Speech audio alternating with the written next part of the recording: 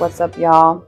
I'm Ephraim, that ancient artist, your host here for Legions of Artists Project with Escondido Arts Partnership, of course. The Legions of Artists Project is about making an impact through artists' voices and sharing their craft, their challenges, their wisdom, and, of course, their truth. Being an artist is you use your God-given talent to produce something that somebody else appreciates. That to me is art. I know tonight when I walk out of the play, I will say, thank you, God, for the privilege of being the person who enabled these guys to come together to do this absolutely amazing work. Wait, you have a real name? Okay, let me hear your real name. Derry. The name my mother gave me. So I love it. Yeah. Thank you for being on my little series of Legions of Artists. I appreciate you showing up. You are most welcome. So I wanted to ask you some questions about being an artist and your craft and diving deep within it and whatnot. What inspired you to pursue your craft? And whatever that craft means to you as an artist, as an individual, and just as a human being in general. That's a really good question. Thank you. I got to think long and hard. I think deep down, God gives us all talents, and you got to figure out what those talents are. And being in a community that's full of artists, the art that I could claim to care about is that ability to create an environment where people can come together and create. So my part of the craft is like, I can create an environment for people to create. Because without an environment to create, it's very difficult because it takes lots of people to, most art forms, unless you want to become a writer, for example, you probably write all by yourself, but filmmaking, game making, doing animated films, acting, whatever, you need a large community. And that community needs some place where they can gather. Yeah. And then in particular, what I care about is having like-minded people who want to be with each other, who share each other's values, and who want to create together. I love that. Thank you for sharing that. So would you consider that being JP Catholic University? I would consider that to be JP Catholic. Because outside of JP Catholic, I have no artistic skill whatsoever. Now, can you go more into speaking on JP Catholic University? What inspired you to create that? So, I mean, God gave me the inspiration, hit me over the head and said, do something. The only trouble is when he said do something, I didn't know what the something was. So I started dabbled, and I was dabbling in 2003, which is 22 years ago. And that was when the internet was really gathering steam, and it was becoming very clear that internet video was going to become a massive thing. And I felt like, need to have a place where we can gather like-minded people who like God, who like Jesus, and who want to produce art together and produce art that you would distribute on the internet.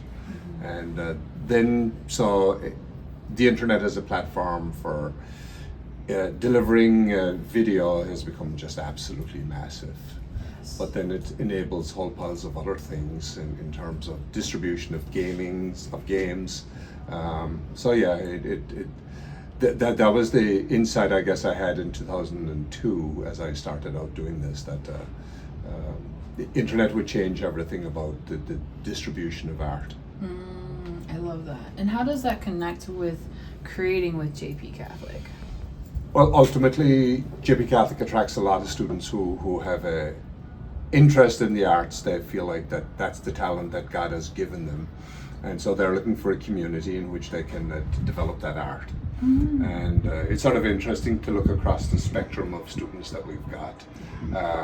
When I look at people who do illustration, it's interesting you could do illustration on your own, but somehow when you put people into a community and there's critique and there's guidance and direction, you can produce much better art. So I like that in community, that ability to bring people together. I love going. Tonight we're going to have a play, and it'll be just wonderful to look at the play and say, all of these people found a home at JP Catholic, and it's the place that allows them to create theatre together, or in this case, musical theatre. Theatre with music in it is better. Music makes films, it makes games, it makes so much of everything. And then on your personality in terms of the gifts that God has given you, man, you can bring people together. What is some of the challenges that you experience within creating, your craft as a JP Catholic, or is there another certain craft that you hold? I think in general, with every single artist, answering the question is like, am I any good? Am I any good? Yeah. And I think, if we're very honest with ourselves, we'll figure out, it's like, yeah, I'm not all that good, right? Yeah. But then you just got to show up. You got to show up every day, and you got to get better at what you do every single day. So I started building that confidence in yourself, and then figuring out after a while, it's like, yeah, I mightn't be the best at everything, but there are things I can do, and people see it and say, oh, that is good. Yeah. But the challenges, I think, are like self-confidence, and then it's the people that you meet. There are two sets of people out there. There are people who are hugely encouraging and helping people to grow, because I think that's critical for artists, is that people who can help you to grow, but who can at the same time sort of critique you in a nice and gentle way. And then there are people who are naysayers, like, Fefe, you are no good. You'll never be good for anything, and they're the depressing people. But in life, we have to deal with the naysayers, and I would much prefer to to deal with the first set of people, because those guys are fun, because they make things happen, and they help everybody to grow.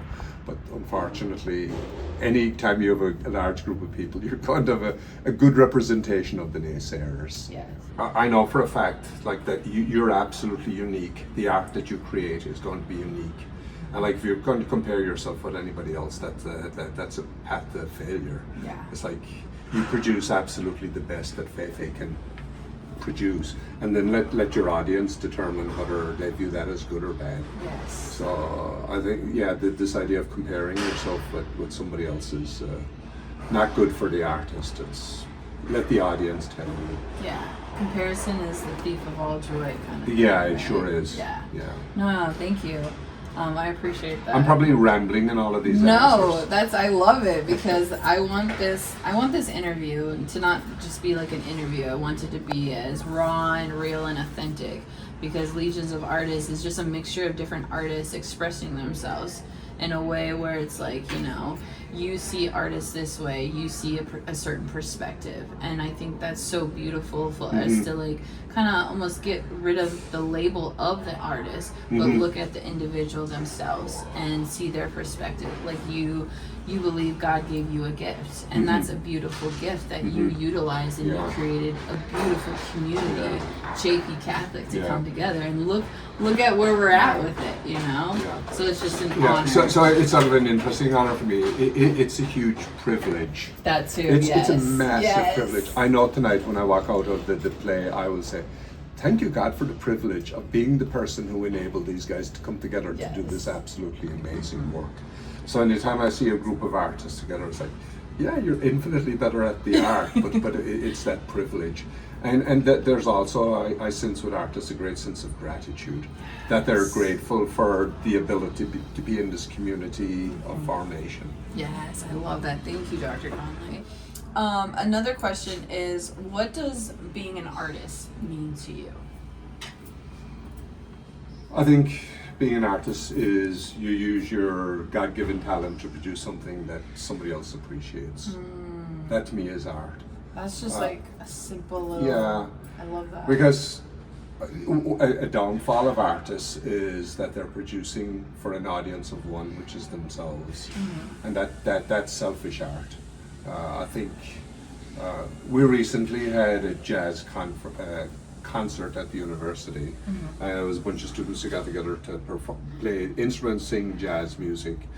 And I'm not a huge... I like jazz, but I'm not a super jazz fan. I sat there in the concert, and 100% of what they sang was magnificent. So in their thinking, they really cared about the audience, and in designing the whole experience, front and center to them is like, what is it we can deliver with our art which will make the audience very happy?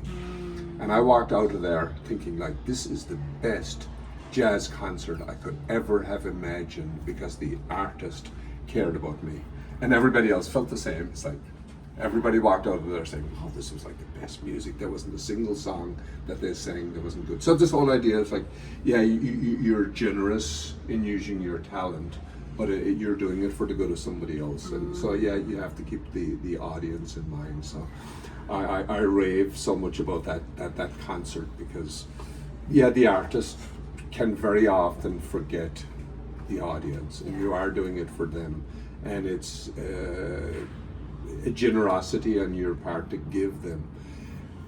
And again, jazz is not my cup of tea, but the singers were like, the voices were just stunning. And then the guys who played the instruments, I don't even know the names of half of the jazz thing, but like the drummer and the saxophone and the trumpet. And like, was there a harp? Yeah, there was no harp. But it was like, the talent was absolutely amazing, and it was them pouring out their talent in recognition of the need of the audience, and by God, they're satisfied to the highest degree. So anyway. No, I love that. I Yeah. love that. I love how you explain that it's not just about, the artist itself. It's Yeah, about it's the not. audience. It's about the audience, yeah. It's creating something for people to, rave about. Yeah. It's so Yeah. beautiful. I think that to me is very important in the whole art stuff. Okay. But again, recognizing, I mean, I get the privileged position of seeing just so many types of art and the different things that people produce. And I love when a student stop me and say, look at my illustration portfolio, and I look at, and it just blows my mind what somebody can do with a pencil and paper, and the ability to make an image that looks like almost photographic. Yeah. It's like, how do you do that? Yes. But then, again, as the audience looking at that, like, that's absolutely stunning. It is. Okay. I love it. I love it. I No, beat that to thank you. death. No, that's so much wisdom right there. And then I guess my last question for you is, what do you want people to know more about you? You, Dr. Connolly, you as an individual, as an artist. What do you want the people, the audience, to know more about you? I guess the big thing is I view myself as I'm somebody who enables artists to develop in themselves the innate skills that God has given them and help them be able to produce art at a level that audiences respond very favorably to it. So I'm an enabler. I'm just like, maybe like a puppet show, but I'm the guy who puts the whole thing together in such a way that you can develop. And that's huge satisfaction to me, because I get satisfied when I feel like you're satisfied and that you have reached a very high level of competency in the art, that you feel like that the talent that God has given you. So I'm just an enabler. You're not a troublemaker. You're an enabler. And one of the beauties of young people, artists, is that you're on a journey. Yes. Like, you're a tad more mature than most of the students, but that there is a maturing that happens, say, 18-year-olds on their way to 22, and there's a beauty to things happening in parallel where you develop an art and you get really good at it, but as a human being, you become this exceptional human being. And there's a huge satisfaction in seeing somebody who gets top marks in both, right? That you turn into a human being that people say, wow, what a human being. What a gift to people who encounter them, but at the same time that they have a talent which is like jaw-dropping. I love that. Oh my gosh, thank you so much, You're Dr. most welcome. Connolly. I really appreciate you. You're so funny.